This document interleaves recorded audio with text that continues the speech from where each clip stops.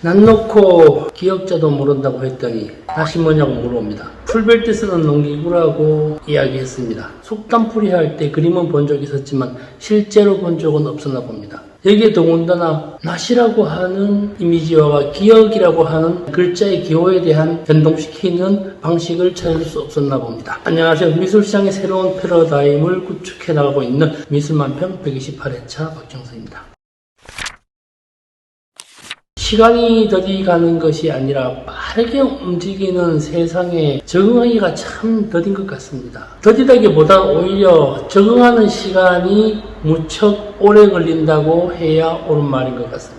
그래서 세상은 어른들이 그랬죠. 공짜로 사는 법이 없다고 말했었습니다. 요즘 미술시장이 더 그러한 것 같습니다. 지금 부산에서는 아트페어가 진행되고 있는데 어떤 성과가 있는지는 잘 모르겠습니다만 모든 분들 다 잘 됐으면 좋겠습니다. 90년대 초반까지 후반까지도 그러긴 했었습니다만 개인전 한번 하려고 하면은 정말로 돈 1,000만 원 들었습니다. 돈 없으면 개인전 못했었죠. 전시 팜플렛 만들어서 언론사와 주요 화랑 평론가들에게 편발송하는 데만 200~300만 원 이상 들기도 했었습니다. 이 당시에는 미술 작품을 인쇄할 때 슬라이드 필름을 사용하였습니다. 지금 젊은 친구들은 말로 들었을 수 있겠지만 이전에는 슬라이드 필름을 분해해서 인쇄를 했었습니다. 슬라이드 필름을 충무로에 있는 기획사에서 드램 스캐닝이라고 하는 것을 거친 후에 인쇄 과정을 거쳐왔습니다. 그러다가 디지털 카메라가 상용화되기 시작하면서 제 입장에서는 99년경부터 디지털 이미지를 사용하여 인쇄물을 시작한 것 같습니다. 2000년대를 접어들기 시작하면서 슬라이드 필름에서 다시 디지털 이미지로 퀵 서비스에서 이메일로 전환되기 시작합니다. 지금은 웃긴 이야기가 됩니다만 그때만 하더라도 많은 예술가들이 그랬었습니다. 나는 이메일 안 써. 작품 이미지는 말이야 누가 뭐라 그래도 슬라이드 필름이어야 해. 그래야 작품 이미지가 제대로 나와. 혹 아직도 삐삐를 유지하고 있고 011, 016 번호를 가지고 계시는 분 있을지 모릅니다. 여전히 통화만 되는 90년대 후반 흑백 폴더폰을 사용한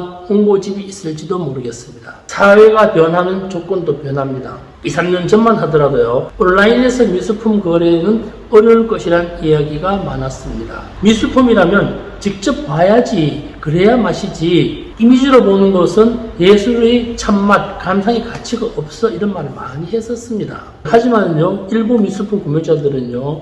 미술 감상을 위한 구매가 아니라 남들이 감상한 작품을 소유하는 데 더 뜻을 두기도 합니다. 고구, 고갱, 이런 사람들 그림은 모양이 있습니다. 리히트나 드쿠닌 같은 사람들 이러한 사람들은요. 모양도 어렵습니다. 추상 표현주의 작품은요. 표현하기도 어렵습니다. 감상하기도 어렵습니다. 그럼에도 불구하고 수백억, 수천억을 합니다. 이들은 그림을 사는 것이 아니라 명성과 가격을 삽니다. 이러한 변화는 사회가 발전하면서 생기는 필수적 유통 과정의 하나라고 생각됩니다. 어떤 미술품의 경우라고 하더라도 돈이라고 하는 것을 무시할 수는 없습니다.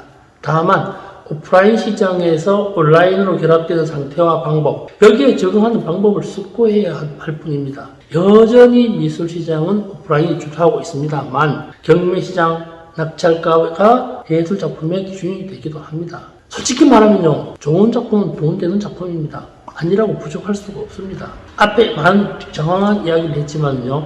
온라인 미술시장에 대한 대처법 지금 하지 않으면 늦어집니다. 디지털 아트와 NFT 잘 생각하고 숙고해야 할 필요가 있습니다. 재래시장에서 파는 500원짜리 빵과 호텔 로비에서 카페에서 파는 만원짜리 빵 중에서 재래시장 빵이 더 맛있기도 합니다. 하지만 호텔에서의 빵은요 먹는 것이 아니라 누구와의 관계가 중요할 뿐입니다. 예술시장에서 예술작품은 예술가의 밭에 비교될 수 있습니다.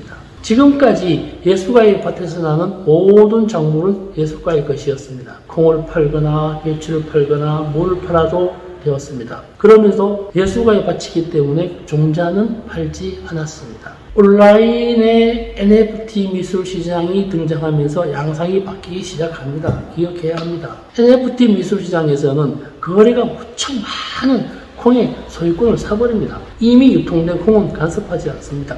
다만 더 이상 그 콩은 예술가의 밭에서 재배되는 작물이 아닙니다. 온라인 미술시장으로 하는 것이 살아남기 위해서는요, 오프라인 미술시장의 거래 방식이나 조건이나 상태를 온라인 시장으로 옮겨간 것이 아니라 NFT 미술 시장의 거래 방식 또한 비슷하지만 작품이 아니라 소유권 거래라고 하는 큰 차이점이 있습니다. 물론 향후 오프라인 시장의 어떤 관계성이 그대로 온라인으로 옮겨가기도 하겠습니다만, 그러나 온라인 미술 시장에서 살아남기 위한 방법은 조건과 여건과 상황을 달리해야만 하는 것은 분명합니다. 다시 정리하면요, NFT 미술 시장은 작품 이미지 거래가 아니라 소유권 거래입니다. 오프라인 작품 없이 온라인에만 존재하는 작품 거래로 이해해서는 곤란합니다. 유사 이미지가 있을 경우 소유권 독점이라는 매력이 힘을 잃어버립니다. 이거 법적으로요, 소유권이라고 하는 것은 물건을 자신의 물건으로서 직접적, 배타적, 전면적으로 지배하여 사용, 수익, 처분할 수 있는 사법상의 권리를 말합니다. 여기에 소유자에게 사용 권한이 있다는 것에 주목해야 할 필요가 있습니다.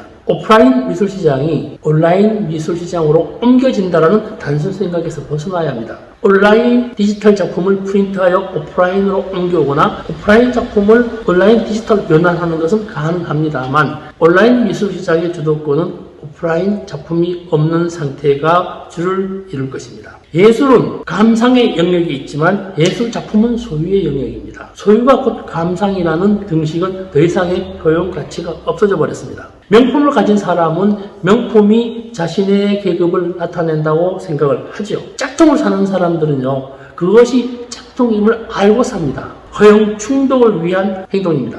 온라인의 진품은 하나일 뿐입니다. 수천만의 이미지가 아니라 소유의 가치가 있을 뿐입니다. 몹시 비싸면 허용도 예술입니다. 오늘 이야기가 유익하였거나 재미있다고 생각하시면 좋아요와 구독, 알림 좀 기다리겠습니다.